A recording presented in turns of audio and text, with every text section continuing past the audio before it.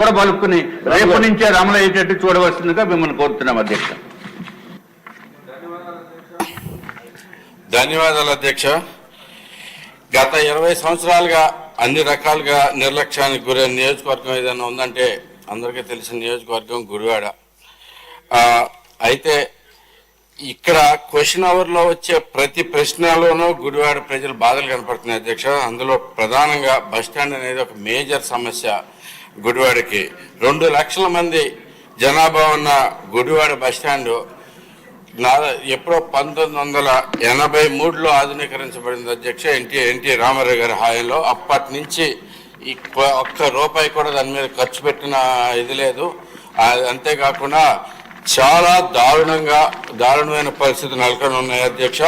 కొద్దిపాటి వర్షానికి పెద్ద వాన కూడా అవసరం లేదు అధ్యక్ష. 4 చినుకులు పడితేనే మీరు ఒకసారి చూసుకుంటే 4 అడుగుల పైన నీళ్లు అక్కడ నిలిచిపోతాయి అధ్యక్ష. చూడండి ఎలాంటి దారుణమైన పరిస్థితులు ఉన్నాయో.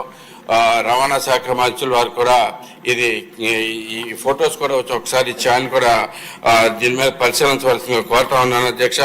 అయితే 20 బస్ స్టాండ్ అనేది అత్యంత మినిస్టర్ గారికి ఫోటోలు పంపించండి. ఏదైనా మినిస్టర్ గారికి ఫోటోలు పంపించండి. ఫోటోలు పంపిస్తున్నాను అధ్యక్ష. తప్పకుండా ఇది ఇంతకు ముందు పాత గవర్నమెంట్ లో బస్ స్టాండ్ కి మరి డిపో రెండిటికి శాంక్షన్ ఇచ్చామని చెప్పేసి పేపర్ మీద చెప్పడం జరిగింది అధ్యక్ష.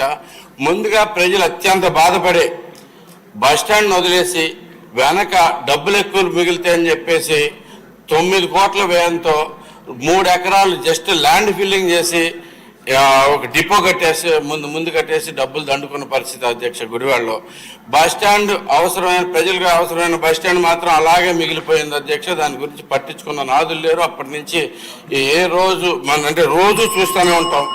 ఇది మాత్రం మీరు దయచేసి అధ్యక్ష, చాలా ఇంపార్టెంట్ అధ్యక్ష, ప్లీజ్, మాకు చాలా కష్టాల్లో ఉన్నాం.